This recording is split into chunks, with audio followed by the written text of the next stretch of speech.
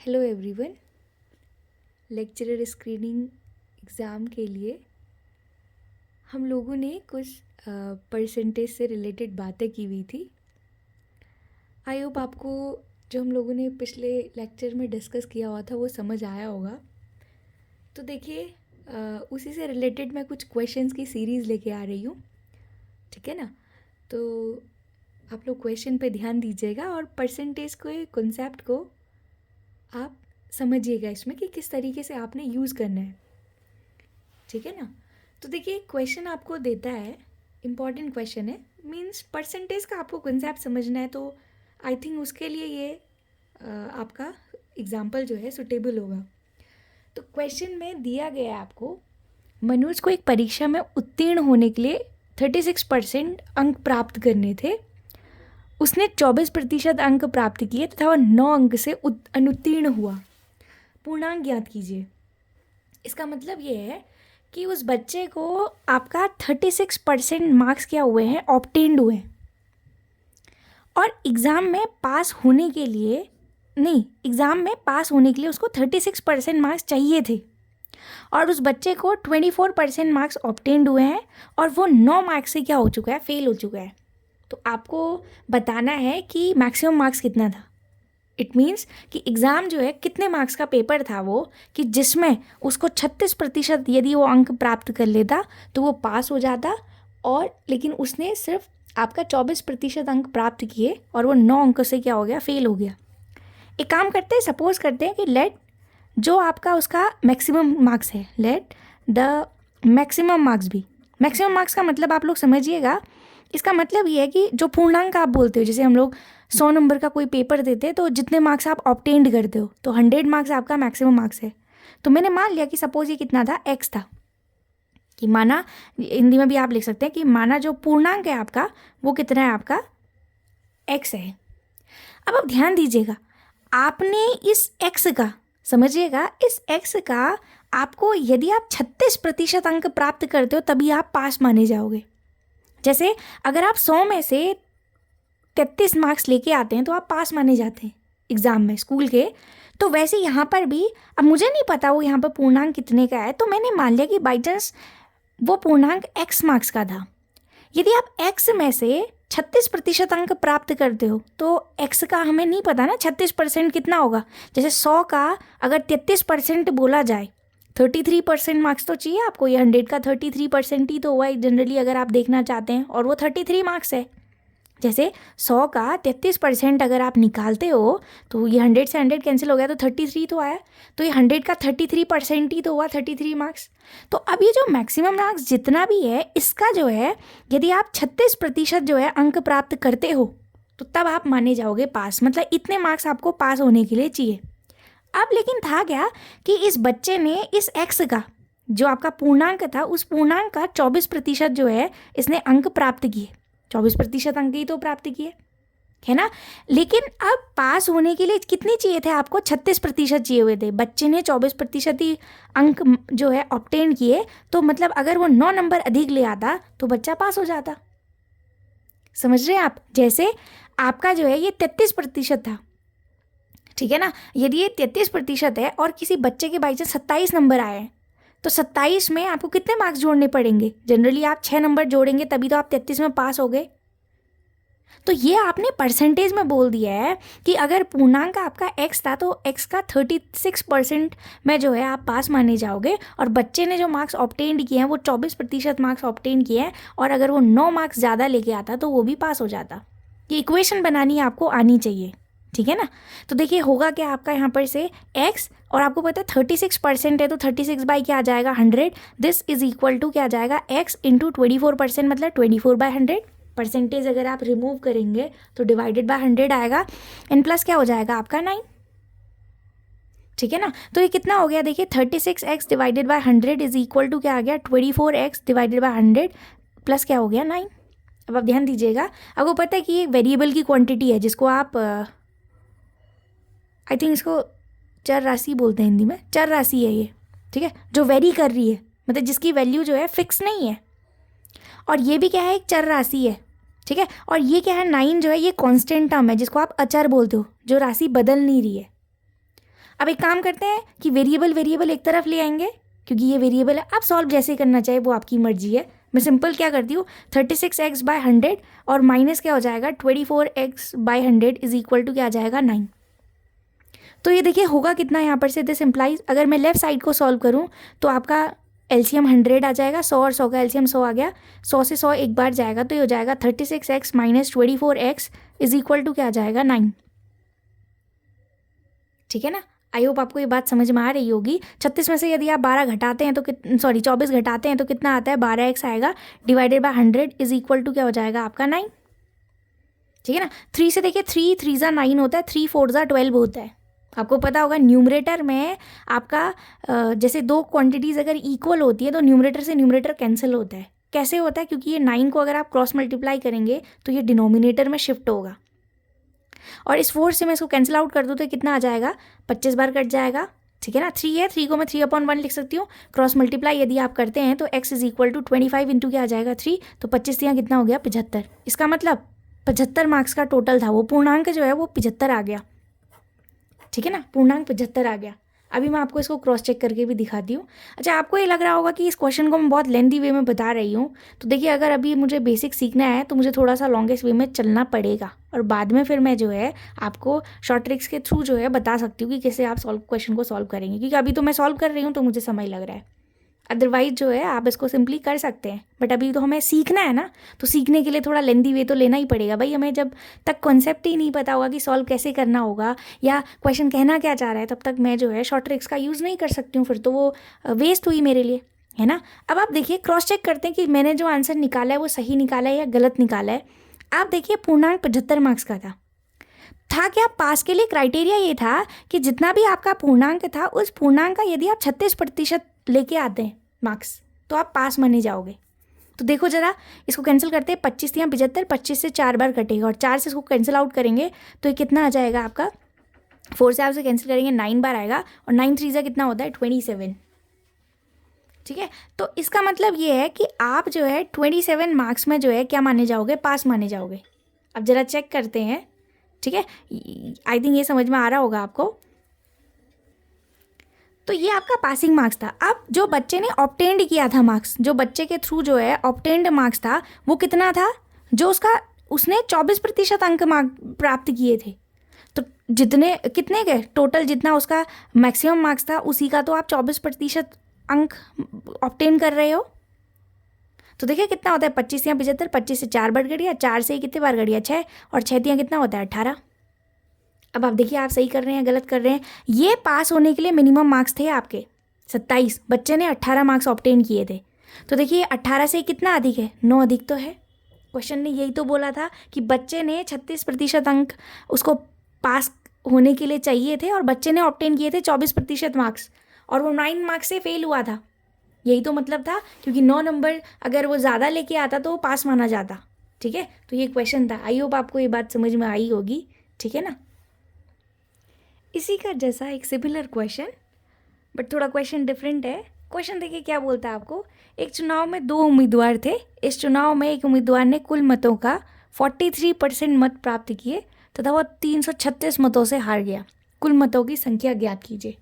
It means in an election there are 2 candidates in which one obtained 43% votes of the total and he defeated by 336 votes. Then find the total number of votes cast in the election.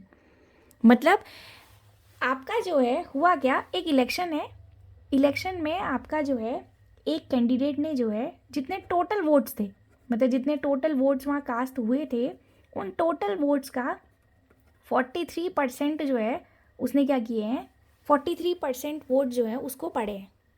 ठीक है, एक candidate को। अब जिसको ये 43% total votes का पड़ा हुआ है ये आपका क्या कर रहा है, 336 वोट से क्या हो चुका है, डिफीट हो चुका है, मतलब हारा हुआ है ये। ठीक है ना। इसका मतलब ये हुआ, आपको पता है देखिए कभी भी इस टाइप का कोई क्वेश्चन अगर आता है आपको एक चीज़ पता होनी चाहिए, हमारा जो टोटल परसेंटेज होता है वो 100 का होता है। यदि 43% वोट्स जो हैं वो आपके डिफीटेड कैंडिडेट को पड़े हुए हैं, तो मतलब जो आपका जिसने उस इलेक्शन को लूज़ किया है, मतलब लॉस किया है उसने जिस इलेक्शन को, इट मीन्स जो विनिंग कैंडिडेट है उसको कितना पड़ा होंगे, 100 - 43 तो पड़े होंगे। मतलब टोटल 100% का होता है, 43 अगर उसको पढ़े हुए हैं तो 57% इसका मतलब क्या हुआ, जो आपका विनिंग कैंडिडेट है, जो जीता हुआ व्यक्ति है, मतलब उसको मिले हुए हैं। अब आप ध्यान दीजिएगा, इट मीन्स कि आपका जो विनिंग कैंडिडेट होगा उसको कितने वोट्स पड़े होंगे, विनिंग कैंडिडेट का जितने परसेंट उसको वोट मिला हुआ है, this is equal to the जो आपका डिफीटेड कैंडिडेट है प्लस जितने वोट से वो हारा हुआ है। आप सिंपल ऐसे समझिए कि यदि किसी एग्ज़ाम में मेरे जो है 20 में से आपका 18 मार्क्स आए हैं और दूसरे बच्चे के 20 में से जो है यदि 12 मार्क्स आए हैं, तो अब हम दोनों में से अगर फर्स्ट सेकंड डिसाइड करना है तो फर्स्ट ये आएगा और सेकंड ये आएगा। तो जो फर्स्ट आया है ये सेकंड से कितना अधिक है, 12 + 6 ही तो है। मतलब जो आपका फर्स्ट पोजीशन वाला है वो सेकंड वाले से 6 अधिक तो आया हुआ है। तो वही परसेंटेज में भी आप समझिए कि आपका जो विनिंग कैंडिडेट को वोट्स पड़े हुए हैं, विनिंग कैंडिडेट के जो वोट्स हैं, विनिंग वोट्स हैं जो, दिस इज इक्वल टू जिसने आपका मैच को हारा हुआ है, जो लॉस कैंडिडेट है आपका, लॉस जिसने परसेंट से उसने वोट्स आपका जो है लॉस किया हुआ है, प्लस क्या होगा आपका 336, क्योंकि इतने ही मतों से तो वो पीछे रहा है।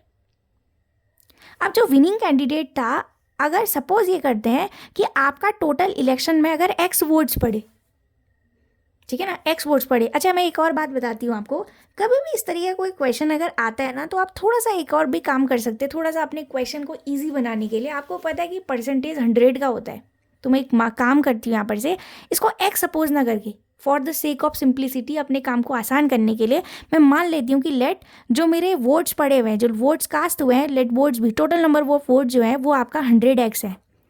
वेरिएबल के टर्म में मैंने सपोज कर लिया 100x है। मुझे नहीं पता, जो भी यहाँ पर x की वैल्यू आएगी उसको 100 से मल्टीप्लाई कर दूंगी, तो वहाँ से आपको पता चल जाएगा कि टोटल इलेक्शन में जो है आपके कितने वोट्स आपके पड़े थे। मैं उसको 100x लिख देती हूँ काम को आसान करने के लिए। तो यहाँ पर x ना लिखे, थोड़ी कैलकुलेशन सरल हो जाएगी। देखिए कैसे, अगर 100x आपके टोटल वोट्स थे तो इन टोटल का ही तो 53%, 53 टोटल का 53% जो है वो विनिंग कैंडिडेट को मिला हुआ है। दिस इज इक्वल टू जिस कैंडिडेट ने गेम को जो हारा हुआ है उसको जो है टोटल वोट्स का 100x का, इसको अगर मैं टोटल मान रही हूँ तो उसको 43% ही तो वोट मिला हुआ है। और जो मेरा विनिंग कैंडिडेट है और जिसने गेम को लॉस किया हुआ है, उन दोनों के बीच में कितने मतों का अंतर है, 336 का ही तो है। अगर 336 मत उसको ज़्यादा मिल जाते तो दोनों इक्वल में आ जाते। आई होप आपको ये बात समझ में आ रही होगी कि मैं कहना क्या चाह रही हूँ। 100x करके काम थोड़ा सा इजी हो जाएगा। कैसे, अब देखिए ये क्या हो जाएगा, 100x इंटू, आपको पता है परसेंटेज को अगर आपको न्यूमरिक वैल्यू में चेंज करना है तो आप डिवाइडेड बाय 100 करते हैं। This is equal to 100x into क्या आ जाएगा 43 डिवाइडेड बाय क्या आ जाएगा 100 प्लस क्या हो जाएगा 336। ठीक है ना। अब देखिए 100 से 100 कैंसिल हो गया, इसीलिए मैंने यहाँ 100x माना था ताकि मेरा काम थोड़ा सा आसान हो जाए। ठीक है ना, ताकि 100 से 100 कैंसिल आउट हो गया। अब आप अगर x से लिखते तो ये फ्रैक्शन में आ जाती वैल्यू, तो इससे थोड़ा सरल हो गया क्वेश्चन। ऐसे ही देखिए ये 100 से ये 100 कैंसिल आउट हो गया आपका, तो ये कितना आ जाएगा 53x इज इक्वल टू ये कितना आ गया 43x प्लस 336, राइट। तो क्या आ जाएगा 53x, ये लेफ्ट साइड आएगा माइनस 43x, ठीक है, दोनों अचर राशियों को एक संग लेके आएंगे, इज इक्वल टू 336। अब 53 में से 43 घटा दीजिए, 3 - 3 is 0, 5 - 4 कितना होता है आपका 1, तो कितना आ गया 10x इज इक्वल टू क्या आ गया 336 आ गया। सॉरी मैंने एक गलती कर दी है, एक्चुअली ये 57% था, नॉट 53%। मैं 3 लिख रही हूँ, ये 7 है, सॉरी फॉर दैट, ध्यान नहीं दिया मैंने, ये 57 है। ठीक है, इसको 57 कर लीजिएगा आप, ये 57 आएगा, राइट। ठीक है ना। तो अब आप देखिए 57 - 43, ये कितना आ जाएगा आपका 7 - 3 is 4 हेयर, और ये कितना आ जाएगा 5 में से आप 4 सब्ट्रैक्ट करेंगे तो 1 आ जाएगा। तो देखिए क्या आ गया 14x इज इक्वल टू क्या आ गया 3 क्या आ गया 6 आ गया। ये ध्यान दीजिएगा, फिर मैंने 53 लिख दिया था, एक्चुअली 57 था। देखिए मैंने निकाला था ना 43% उसको वोट कास्ट हुए थे, जो डिफीट हुआ था, और जो विनिंग कैंडिडेट थे उसको 100 में से 43 आप लेस करेंगे तो कितना आ जाएगा 57% आ जाएगा। तो देखिए यहाँ से क्या आ जाएगा 7 - 3 is 4, 5 - 4 is 1।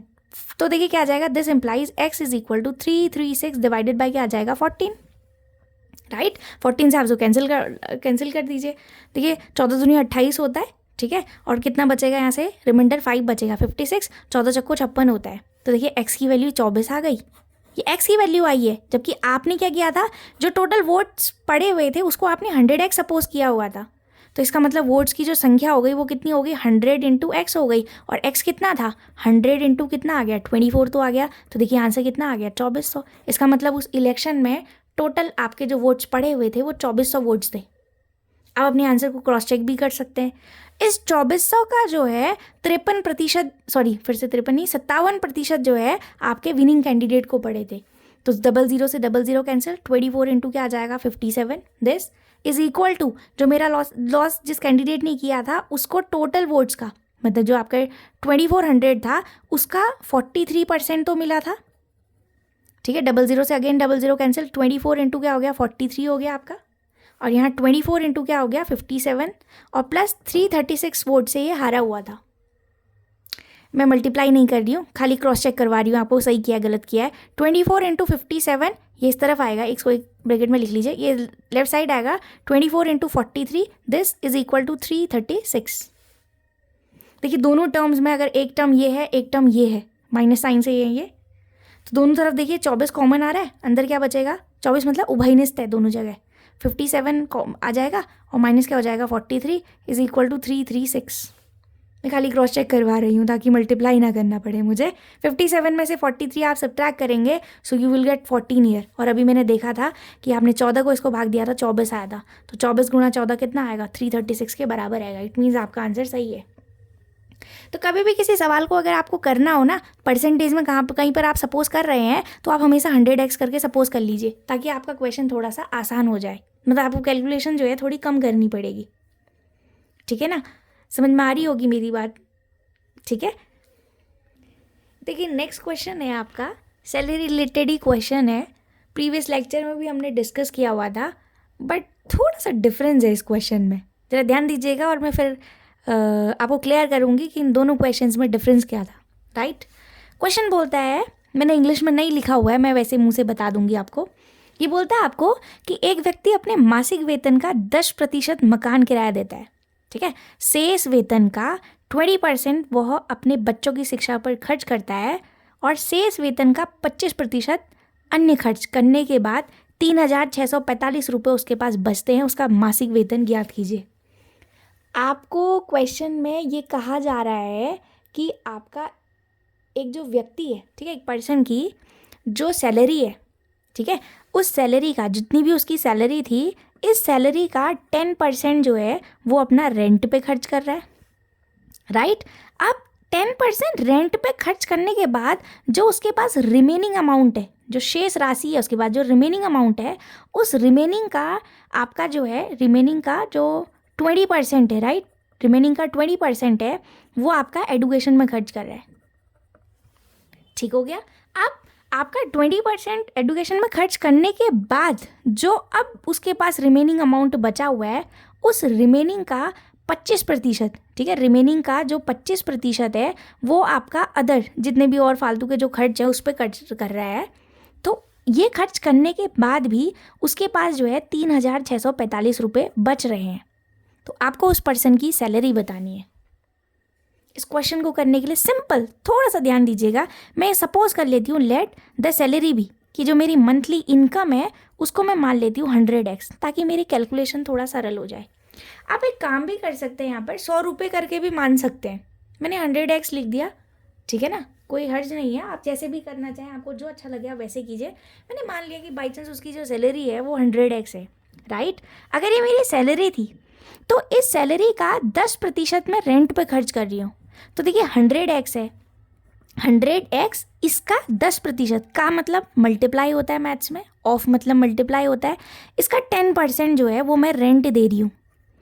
ठीक है ना, तो 100x का अगर आप 10% निकालेंगे तो 10/100 कर देंगे। देखिए 100 से 100 कैंसिल आउट हो गया तो कितना हो गया, 10x हो गया। इसका मतलब 10x जो है मैं रेंट पे दे रही हूँ। ठीक है, 10x अगर रेंट पे दे रही हूँ, टोटल कितनी थी 100x, 100x में से देखिए 10x मैंने खर्च कर दिया किस पर, रेंट पे। तो अब मेरे पास बचा कितना, अब तो मुझे रिमेनिंग का देखना है ना। एक्चुअली पिछले क्वेश्चन में जो प्रीवियस लेक्चर में हमने किया था वो टोटल सैलरी का अलग अलग % खर्च कर रहा था। आज क्या है, जो बच रहे हैं पैसे, जो रिमेनिंग अमाउंट है उसका वो 20% एडुकेशन पर खर्च कर रहा है। तो अगर 100x आपकी सैलरी थी, 10x आप रेंट पर खर्च कर चुके हो, तो अब आपके पास शेष राशि कितनी बची, रिमेनिंग अमाउंट कितना बचा, 100x माइनस 10x कर देंगे, सो 90x will be your remaining amount. ये आपका रिमेनिंग है। इस 90x का देखिए लिखा तो है शेष वेतन का 20% वह अपने बच्चों की शिक्षा पर खर्च करता है।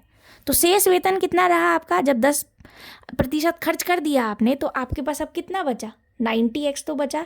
इस 90x का 20% जो है आप शिक्षा पे खर्च कर रहे हो, तो 90x का 20% निकाल दीजिए आप, का मतलब मल्टीप्लाई, परसेंट को हटाएंगे, डिवाइडेड बाय 100 आ जाएगा, 1 2 1 2, देखो 2 2 जीरो से कैंसिल आउट हो गए, तो 9 दूनी कितना हो गया, 18x हो गया। इसका मतलब ये है कि 18x जो है आप किस पे खर्च कर रहे हैं, एडुकेशन पे खर्च कर रहे हैं, शिक्षा पे खर्च कर रहे हैं। कितनी थी मेरे पास रिमेनिंग राशि, कितनी थी, 90x तो थी। इस 90x रिमेनिंग में से 18x जो है मैं शिक्षा पर खर्च कर चुकी हूँ, तो 90 में से आप 18 घटाएंगे तो कितना आएगा आपका, 72x तो आएगा, 72 ही तो आएगा। अब इस 70, ये आपकी अब रिमेनिंग अमाउंट है, this will be your remaining amount year, right. अब आप शेष वेतन का, यही तो शेष वेतन है आपका, इस शेष वेतन का 25% आप अन्य खर्च कर रहे हो, तो 72x का आप 25% निकाल दीजिए, ऐसा ही तो करेंगे, ठीक है ना। तो बस देखिए अब क्या हो जाएगा, यहाँ से 25 से 4 बार कैंसिल आउट हो जाएगा, 25 को 100 होता है, 4 से इसको कैंसिल करेंगे 18 आ जाएगा, तो कितना आ गया, 18x आ गया। मतलब 18x जो है वो आपके अन्य खर्चे हैं। अब थी कितनी आपके पास सैलरी, 72x तो बची थी। इस 72x में से आप 18x क्या कर चुके हैं, खर्च कर लिए हैं, किस पे, अन्य राशि पे। तो 72 में से अगर आप 18 घटाएंगे तो कितना आएगा आपका, 54x बचेगा। ये मतलब आपकी शेष राशि है। अब तो कहीं खर्च नहीं करना है ना, सभी कर दिया हमने, पहले 10% खर्च किया था, फिर शेष राशि जो 90x थी उसका 20% आपने शिक्षा पर खर्च किया था, फिर जो रिमेनिंग अमाउंट का उसका 25% आपने अन्य खर्च किए थे, और उसके बाद सारे खर्च करने के बाद आपके पास बचे हैं 54x, राइट। ये 54x जो आपके पास बचे हुए हैं, तो इस पे है क्या, जो ये आपके पास शेष राशि बची हुई है, देखो इसने लिखा तो है अन्य खर्च करने के बाद 3645 रुपये उसके पास बचते हैं। इसका मतलब 54x जो है ये आपके पास शेष राशि बची हुई है। So this 54x is equal to कितना आ जाएगा आपका, 3645 ही तो आएगा। एक क्वेश्चन को आसान करना सीखिए कि करना कैसे है, उसको टैकल करना सीखिए। सबसे पहले तो क्वेश्चन आपसे कह क्या रहा है ये समझिए, ठीक है ना। तो 54x इज इक्वल टू 3645 आ गया आपका। अब आप इसको कैंसिल आउट कर लीजिए, ठीक है ना। देख लीजिए किससे कैंसिल आउट हो रहा है आपका, आई थिंक 9 से हो रहा है, तो 9 से 6 बार जाएगा, 9 छक 54 होता है, ठीक है, और 9 चक्को 36 हो गया 0, और 9 पंचे 45 हो गया आपका, ठीक है। सो 6x इज इक्वल टू क्या आ गया आपका, 405 आ गया। This implies x is equal to क्या आ गया, 405 अपॉन क्या आ गया, 6 आ गया। 6 से आप इसे काट दीजिए, 6 से काटेंगे तो 6 छक 36 होता है, बचेगा 4 45, और 6 7 जा होता है 42, 6 7 42 होता है, बचेगा 3, पॉइंट लगाएंगे 30 हो जाएगा, 6 पंचे होता है 30। तो x की वैल्यू देखिए क्या आ गई, 67.5 आ गई। बट आपने अपनी सैलरी को क्या सपोज किया हुआ था, 100x सपोज किया हुआ था, तो सैलरी थी कितनी, आपकी जो सैलरी थी वो 100x थी। इट मीन्स 100 इंटू 67 पॉइंट क्या आ गया, 5 आ गया। देखिए डेसिमल के एक प्लेस से ये 0 कैंसिल आउट हो जाएगा, तो कितना आ जाएगा, 675, और एक 0 बचा हुआ है, 6750 रुपये। इसका मतलब क्या थी, उसकी सैलरी थी। आपका होमवर्क है, आप चेक कीजिए क्वेश्चन हम सही किए हैं या गलत किए हैं। आप एक काम कीजिए, जो ये प्रोसीजर हम लोग किए हैं ना, कि 10% आप रेंट पे खर्च किए हैं, फिर रिमेनिंग अमाउंट का 20% आपने शिक्षा पे खर्च किया हुआ है, और रिमेनिंग अमाउंट का 25% आप अन्य राशि पे खर्च किए हुए हैं, तो देखिए हम सही कर रहे हैं या गलत करें। इससे आपकी कैलकुलेशन अच्छी भी होगी, ठीक है। आई होप आपको एक क्वेश्चन समझ में आया होगा। आपको सिंपल कोई क्वेश्चन में अगर ये बोला जाए कि अगर एक राशि दूसरी राशि से इतने % अधिक है, तो जो सेकंड वाली है वो फर्स्ट से कितना ज़्यादा है, ऐसे करके कुछ पूछा जाए। जैसे सिंपल मैं आपको एक बात बताती हूँ, न्यूमरिक सिस्टम में क्या होता है, यदि आपका जो है किसी बच्चे की आय बाई चांस मैंने बोल दिया कि 25 साल है, ठीक, 25 साल का कोई बच्चा है, और जो दूसरा बच्चा है वो कितने साल का है आपका, वो मैंने बोल दिया कि लाइक वो 18 ईयर्स का है, अब आपको पता है ये ए की एज है और ये अगर बी की एज है, तो अगर ए जो है बी से आपको पता है 7 साल क्या है, बड़ा है, ये तो पता चल रहा है ना। अगर आपका ए जो है बी से 7 साल बड़ा है, तो आप ये बोलोगे कि बी, आप कुछ भी बोलिए कि A is 7 more than B, कि ए जो है बी से 7 साल बड़ा है आपका। या आप बोलिए B is 7 years less than A, कि बी जो है 7 साल छोटा है।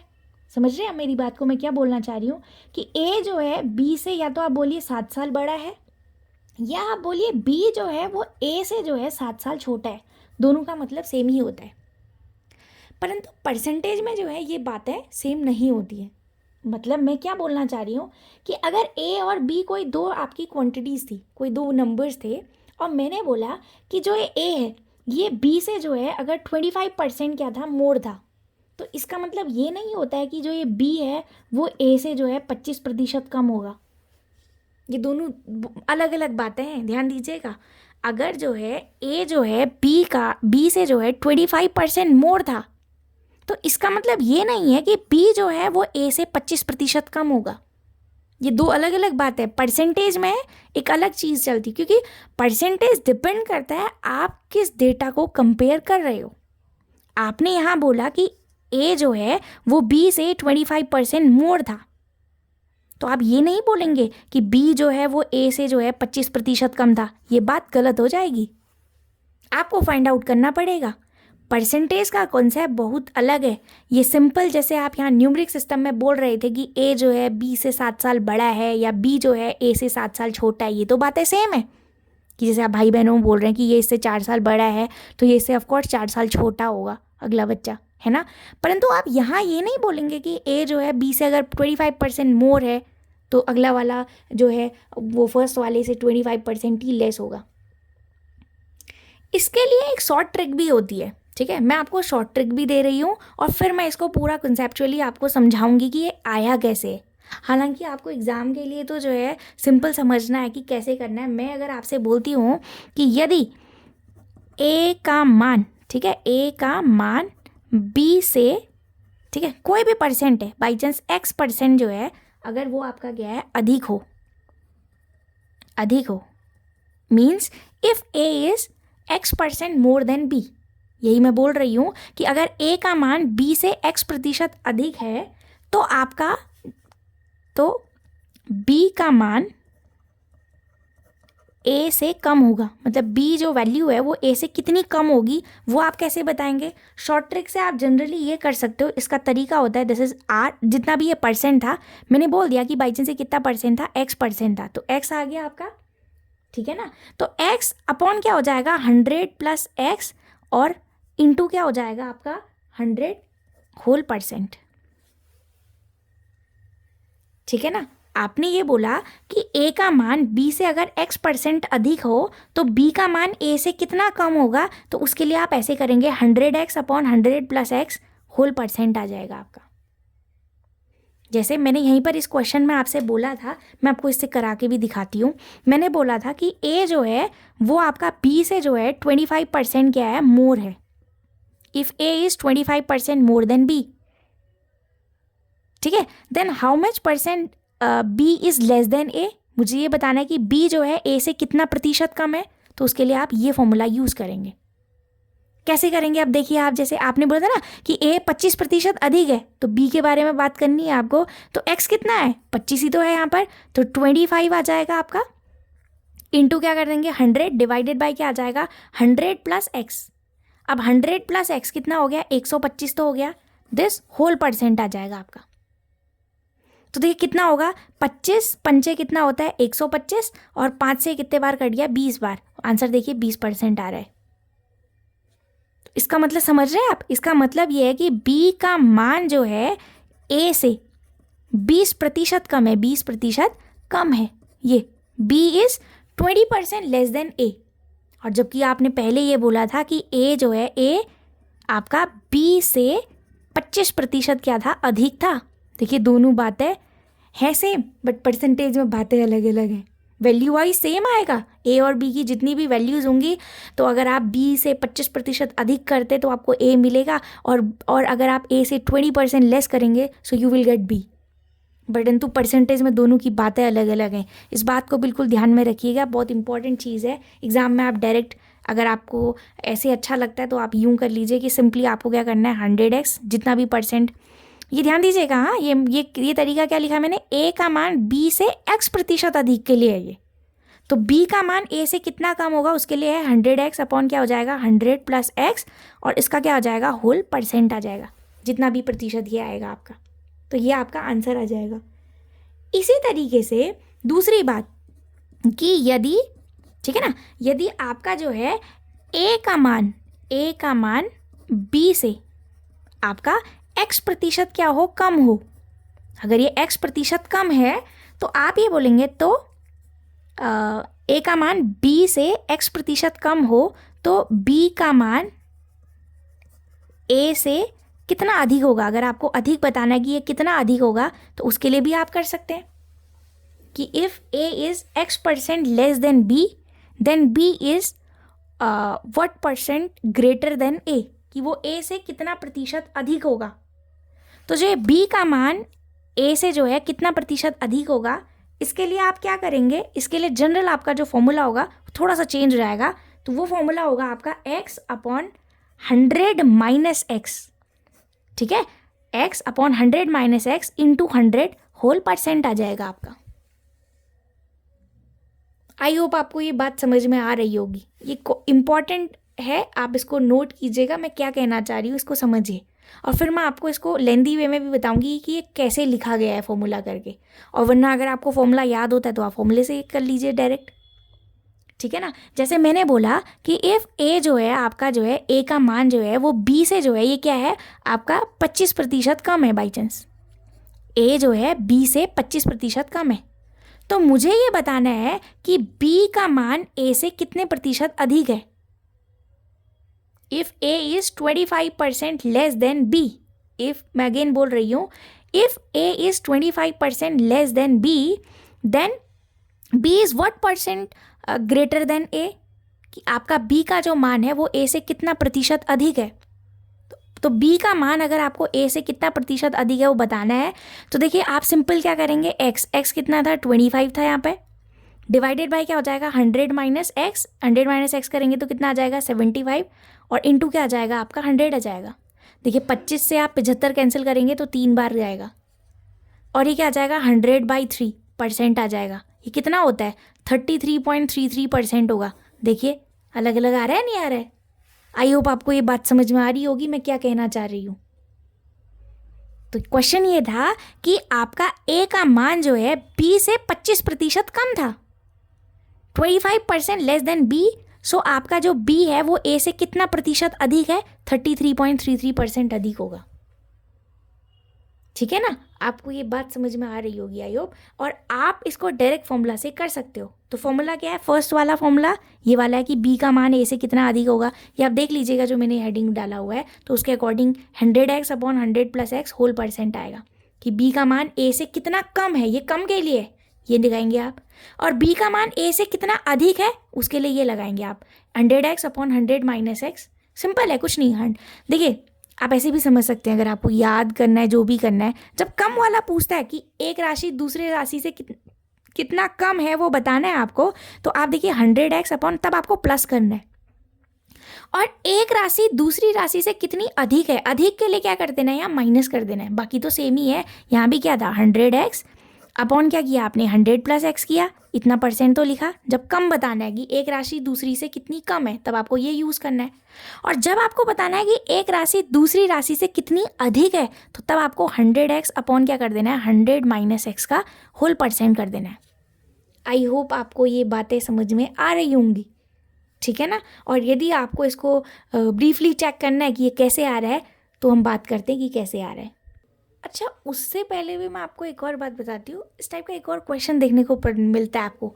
जैसे आपने सुना है कि बोलते हैं ना, अगर किसी भी चीज़ की, किसी वस्तु का जो है मूल्य जो है यदि इतना बढ़ जाए तो आपका जो है, आपको कितना कंजम्पशन उसका कम करना पड़ेगा ताकि आपका खर्चा ना बढ़े। आप समझ रहे हो? जैसे आज अगर जो है चीनी 100 रुपये की मिल रही है, 1 किलो चीनी 100 रुपये की आपको मिल रही है।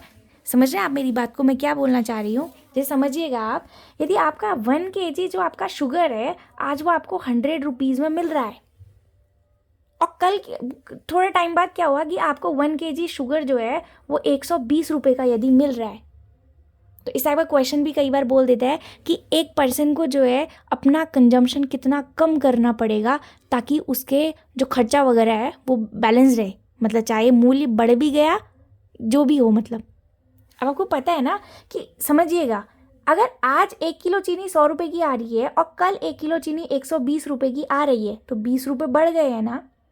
लेकिन आपको क्या करना है, आपको अपने खर्चे नहीं बढ़ाने, आपको 100 ही रुपये में लेनी है। तो आपको पता है अगर आप 100 ही रुपये में लोगे तो आपकी क्वांटिटी तो कम हो जाएगी ना, फिर तो आपको लेस देन 1 kg मिलेगा ना। वो जो भी आपका ऑब्जेक्ट होगा, मतलब जैसे चीनी है, वो आपको फिर 1 किलो से क्या मिलेगी, कम मिलेगी। तो इस तरीके का भी एक सवाल कई बार पूछ लेता है। जैसे मैं आपको एक क्वेश्चन बताती हूँ कि आपका जैसे किसी चीनी के मूल्य में 50% की अगर वृद्धि हो जाए तो एक पर्सन जो है अपनी जो खपत है, मतलब जो अपना कंजम्पशन है, वो कितने प्रतिशत से कम करेगा कि उसके खर्चे ना बढ़े। मतलब अगर आज जो है चीनी के जो प्राइस थे उसमें 50% का क्या हो गया, अगर राइज हो गया, मतलब 50% से अगर वो बढ़ गई है, इन्फ्लेशन तो होता ही है ना, ठीक है ना, तो महंगाई अगर बढ़ रही है तो मैंने बोल दिया कि 50% से जो है मेरी जो चीनी के मूल्य थे वो बढ़ रहे थे। और हुआ ये कि आपका जो है एक पर्सन को अपनी खपत को जो है कितने प्रतिशत कम करना पड़े, कितने प्रतिशत वो कम करे ताकि उसके खर्च ना बढ़े। तो इसके लिए भी पता है आप यही फॉर्मूले को यूज़ करेंगे जो अभी मैंने डिस्कस करा था कि यदि ए का मान बी से x% अधिक है तो बी का मान ए से कितना कम होगा, उसके लिए आप सेम यही करेंगे।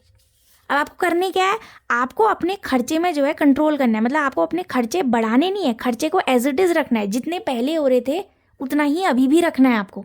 मतलब 100 रुपये की जो आज आपको चीनी मिल रही थी, कल भी आपको 100 ही रुपये की लेनी है, लेकिन क्वांटिटी तो कम हो जाएगी ना।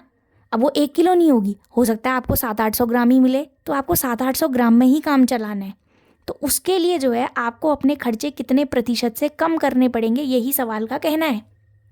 तो आप कैसे कम करेंगे अपने खर्चे को? अगर आपको कम करना है, समझ रहे हैं, ताकि आपकी बचत जो है मतलब बचत मतलब खर्चे जो हैं वो बढ़े ना। मतलब क्वेश्चन का कहने का मतलब ये है कि आपको अपनी खपत कितने प्रतिशत से कम करनी है ताकि आपके जो खर्चे हैं वो एज इट इज़ रहें, जो आज से कल भी वही रहें। तो आपको अपनी खपत जो है कितनी कम करनी पड़ेगी, मतलब जो आपका कंजम्पशन है किसी चीज़ के लिए वो आपको कितना प्रतिशत घटाना पड़ेगा, वो आपका सवाल है। तो उसके लिए भी पता है आप यही फॉर्मूला यूज़ करेंगे। कैसे? मैंने अभी बताया था ना, फॉर्मूला क्या है, 100x। मतलब किसी भी चीज़ को अगर आपको कम करना है तो कितने प्रतिशत से आप कम करेंगे, 100x अपॉन क्या हो जाएगा आपका 100 प्लस क्या आ जाएगा x इंटू क्या हो जाएगा आपका इंटू नहीं, इतना % हो जाएगा, राइट। तो क्या करेंगे, 50% से वैल्यू क्या हुई थी, बढ़ी थी ना, तो 50% से अगर बढ़ी थी तो 50 इंटू क्या हो जाएगा आपका 100x लिखे हो आप, तो 50 इंटू 100 हो जाएगा अपॉन 100 प्लस 50, तो कितना आ जाएगा 150, इतना %। ठीक है, आपको आई होप ये बात समझ में आ रही होगी। तो देखो 50 से 3 बार कट गया तो 100/3 कितना हो गया, 33.33% तो हो गया। समझ में आ रही है? इसका मतलब ये है कि आपको 33.33% जो है अपने खर्चे में क्या करनी पड़ेगी, मतलब खर्चे नहीं, खपत में जो आप कंजम्पशन कर रहे हो उसमें कमी करनी पड़ेगी। मतलब जहाँ आप 1 किलो चीनी खा रहे थे अब आपको जो है 700-800 ग्राम ही खानी पड़ेगी, मतलब जितनी भी खानी पड़ेगी। फॉर एग्जाम्पल मैं बात कर रही हूँ, तो जो 200-300 ग्राम आप कम किए हो ना, वो इतना % आपको जो है कम करना पड़ेगा अपनी किसको, खपत को। जो आपका कंजम्पशन है, डेली कंजम्पशन जो आप कर रहे थे उसको आपको जो है 33.33% से क्या करना पड़ेगा, रिड्यूस करना पड़ेगा। बहुत फेमस क्वेश्चन है ये एग्जामिनर का। ठीक है, समझ में आ रही है मेरी बात? ध्यान दीजिएगा, मैं एक और क्वेश्चन आपके साथ डिस्कस करूँगी इससे बेस्ड। अब इसी का जो है इसी से बेस्ड एक क्वेश्चन है, उसमें बात अलग है। आपसे क्या बोल रहे हैं, यदि चावल के मूल्यों में 10% की कमी हो जाए, ये कमी हो रही है यहाँ पर, तो आपसे बोल रहा है तो इसकी खपत कितने % बढ़ा देनी चाहिए कि खर्च में कोई परिवर्तन ना हो। जैसे होता है ना, हम लोगों का जो है जैसे जो राशन वगैरह है उसके कभी प्राइस कभी घट जाते हैं, तो हम लोग क्या करते हैं ज़्यादा सामान रख लेते हैं अपने घर में, ताकि आने वाले टाइम पर कहीं महंगाई बढ़ गई तो फिर हो सकता है कि फिर आपको और महंगा मिलेगा, तो इससे अच्छा पहले ही हम लोग स्टोर करके रख लेते हैं। ठीक है ना। तो यही वो सवाल है। पिछला क्वेश्चन क्या था कि आपका उसका मूल्य बढ़ रहा था तो आपको अपनी खपत को कम करना था ताकि आपके जो है खर्चे ना बढ़े, आपको खर्चे को मेंटेन करना था। यहाँ क्या है कि चावल के मूल्य में 10% की कमी आ गई है, कह रहा है वो। मतलब पहले हो सकता है जो आज 100 रुपये के मिल रहे थे तो 10% कमी होने का मतलब ये कि अब 90 में मिल रहा है। जहाँ पहले 1 किलो चीनी आपको 100 रुपये की मिल रही थी, अब वो 10% की कमी हो गई है, मतलब 90 में मिल रही है। अब आपको जो है अपने कंजम्पशन को बढ़ाना है, मतलब आपके पास आज भी 100 ही रुपये हैं, तो देखिए 90 में अगर आपको 1 किलो मिल जा रही है तो 10 रुपये में थोड़ी और ज़्यादा नहीं मिल जाएगी आपको, 100 रुपये में थोड़ा अमाउंट ज़्यादा मिल जाएगा ना, क्वांटिटी जो होगी। तो सवाल वही आपसे कह रहा है कि आपको अपनी खपत को जो है कितना प्रतिशत बढ़ाना चाहिए कि आपके खर्च में कोई भी परिवर्तन ना हो। खर्चा उतना ही है, मतलब 100 रुपये जो आप खर्च कर रहे थे आज, कल भी आप 100 ही रुपये खर्च करो। तो इस सवाल में ये वही है जो हमने दूसरे वाले टाइप में बात करी थी। हमने क्या कहा था कि यदि ए का मान बी से जो है x% कम है तो बी का मान ए से कितने प्रतिशत अधिक होगा, ये वैसा ही फॉर्मूला लगेगा यहाँ पे। तो उसके लिए हमने क्या लिखा था फॉर्मूला, 100x अपॉन क्या लिखा था, 100 माइनस क्या लिखा था, x, इतना % लिखा था। ठीक है, समझ में आ रही है मेरी बात। तो कितना हो जाएगा 100 इंटू एक्स, कितना है 10% से तो कमी हुई थी, डिवाइडेड बाई क्या हो जाएगा 100 माइनस एक्स, मतलब 90 हो गई वैल्यू। देखिए 0 से ये 0 कैंसिल आउट हो जाएगा तो कितना आ गया 100/9 आ गया आपका। 100/9 क्या आ गया, इतना % आ गया आपका। और 100/9% कितना होता है, इसकी वैल्यू अगर आप सॉल्व करते हैं तो 11 होल 1/9% आता है। तो मतलब इतने प्रतिशत जो है आपको खर्च क्या करना, मतलब खपत, जो आपकी खपत है, खपत क्या करनी पड़ेगी, आपको बढ़ानी पड़ेगी। आई होप आपको ये बात समझ में आ रही होगी। मीन्स आपको अपना कंजम्पशन जो है 11 होल 1/9% जो है इंक्रीज करना पड़ेगा ताकि आपको क्वांटिटी ज़्यादा मिले। प्राइस वही है, मतलब प्राइस इन अ सेंस 100 ही रुपये कल भी थे, 100 ही रुपये आज भी हैं आपके पास, परंतु अब आपको 100 रुपये में जो है ज़्यादा क्वांटिटी मिलेगी। कितनी ज़्यादा खपत बढ़ानी पड़ेगी, 11 होल 1/9%। जहाँ आप 1 किलो चीनी खा रहे थे, अब हो सकता है आप 1 किलो से ज़्यादा खा रहे हो क्योंकि 100 ही रुपये हैं आपके पास अभी भी। आई होप आपको ये बातें समझ में आई होंगी और इससे बेस्ड एक क्वेश्चन समझ में आएगा। ये क्वेश्चन बहुत इंपॉर्टेंट क्वेश्चन है भाई, ये question exam point of view से इंपॉर्टेंट है। इस टाइप के क्वेश्चन कई सारे कॉम्पिटेटिव एग्जाम्स में आपसे पूछ लेता है, तो परसेंटेज से रिलेटेड ये क्वेश्चन होता है और ये कॉन्सेप्ट जो है वो आपको क्लियर होना चाहिए। अब देखिए, जो मैं अभी ये बात कर रही थी आपसे कि एक राशि दूसरी राशि से इतने प्रतिशत अधिक है, तो जैसे मैंने बोला था कि ए जो है, ए आपका बी से आपका 25% क्या है, अधिक है। ठीक है, अगर ए से ये बी से ये 25% अधिक है तो जो आपका बी होगा, बी ए से कितना कम होगा, कितने % जो है वो कम होगा। आपको यदि ये बताना है, अब आप कैसे बताएंगे इसको, मैं आपको अगर पूरा ब्रीफली अगर बताऊं कि कैसे आप इसको सॉल्व करेंगे, तो सिंपल आप क्या करेंगे। देखिए, सवाल ने आपसे कहा था कि ए जो है बी से 25% क्या है, अधिक है। तो मैं एक काम कर लेती हूँ, सपोज कर लेती हूँ, मतलब इट मीन्स कि if A is 25% greater than B, then B is what % lesser than A. Question आपसे ये बोल रहा है। ठीक है, तो अब आप ध्यान दीजिएगा, सपोज कर लेते हैं लेट, तो आपका बी है, लेट बी, जो आपका बी है, जो बी क्वांटिटी है, मतलब वो कितना है आपका, चाहे आप 100x मान लीजिए, मैंने आपको बताया था परसेंटेज में आप जो है 100x से सपोज कर लीजिए, थोड़ा आपकी कैलकुलेशन ईजी हो जाती है, आप x करके भी मान सकते हैं। तो यदि जो आपका b है वो मैंने मान लिया कि 100x है। अब क्वेश्चन ने क्या कहा था कि a जो है इससे 25% क्या है, अधिक है। तो आपका जो है पहले आप निकालिए कि जो b की वैल्यू है उसका 25% कितना होगा, इसका 25% निकालिए पहले। तो आप 25% ये हो गया, 100 से 100 कैंसिल होगा तो कितना आ गया, 25x आ गया। यही तो हुआ, मतलब 25% आ गया, b का 25% आपने निकाल दिया, और जो मेरा a था वो b से 25% क्या था, अधिक तो था। तो देखिए a की जो वैल्यू आएगी, b की कितनी थी, 100x थी, और आपका जो है, जो आपका b की वैल्यू थी है, और प्लस 25% अधिक आप निकाले हो तो उसकी वैल्यू कितनी आ गई, 25x ही तो आई। तो यहाँ से देखिए a की वैल्यू कितनी आ गई, 125x ही तो आई। आई की नहीं आई, 125x आ गई। अब आपको पता है ए की वैल्यू 125x है और बी की जो वैल्यू है वो 100x है। क्वेश्चन ने आपसे कहा था कि ए जो बी है वो ए से कितने प्रतिशत कम होगा, मतलब बी जो है वो ए से कितना कम है। अब देखिए इन दोनों के बीच में डिफरेंस देखिए, ये ए से कितना कम है, 25x तो कम है, ए की वैल्यू 125x है और बी की वैल्यू 100x है, कितना लेसर है ये, 25x तो है, ठीक है ना। अगर ये 25x कम है, किससे कम है, ए से, मुझे कंपेयर किसके काम करना है, ए से, ए से 25% तो कम था ये, सॉरी ए से जो है 25 क्या था, ये कम था, वैल्यू है यहाँ, परसेंट नहीं वैल्यू बोल रही हूँ, ध्यान दीजिएगा, 25x और किसके साथ कंपेयर, देखिए बी ए से कितने प्रतिशत कम होगा कह रहा है, किससे, किसके रिस्पेक्ट में निकालना है, किसके सापेक्ष निकालना है, ए के सापेक्ष निकालना है, तो डिवाइडेड बाय ए की वैल्यू तो आएगी, और ए कौन था, 125x तो था, और परसेंटेज में बताना है तो इंटू क्या करेंगे, 100 ही तो करेंगे। आई होप आपको ये बात समझ में आ रही होगी कि मैं कहना क्या चाह रही हूँ। तो देखिए एक्स से एक्स कैंसिल होगा, 25 से कट गया 5 बार और 5 से कट गया, देखिए 20% आ गया आंसर। इट मीन्स कि आपका जो बी है वो ए से 20% कम होगा। देखिए पिछली बार भी तो हमने यही निकाला था। अब आप ध्यान दीजिए, जो मैं इसको आपको बड़े तरीके से बता रही हूँ, मैंने किया क्या, मैंने यहाँ पर यही तो लिखा 25x जो वैल्यू निकाली आपने इंटू 100 डिवाइडेड बाय ये 100 + 25 ही तो किया आपने, जो यहाँ पर जितने प्रतिशत अधिक था यही तो किए हो आप। तो आपने लिखा क्या यहाँ पर 125x तो लिखा। हमने वहाँ कैसे लिखा था, x इंटू 100 अपॉन 100 + x, मैंने वहाँ x करके माना हुआ था, जितने x वो प्रतिशत की वैल्यू है, और यहाँ मैंने प्रतिशत को चेंज करके वैल्यू में लिखा है 25x करके। तो यहाँ प्लस तो किया है कि एक वैल्यू दूसरे से कितनी कम है, तो कम वाले में देखिए यहाँ प्लस हो रहा है। यदि इसका ऑपोजिट मुझे करना होता कि एक वैल्यू दूसरे से कितना अधिक है, तो इसी तरीके से आप उसको फर्दर सॉल्व कर सकते हैं, ठीक है ना। जैसे अब मुझे पता चल गया है कि ए जो है वो बी से 25% अधिक है और जो बी है वो ए से 20% क्या है, कम है। यही तो मैंने निकाला है। अब मैं आपको उसको वैल्यू में देख के भी कर सकती हूँ, ठीक है ना, समझ में आ रही है बात।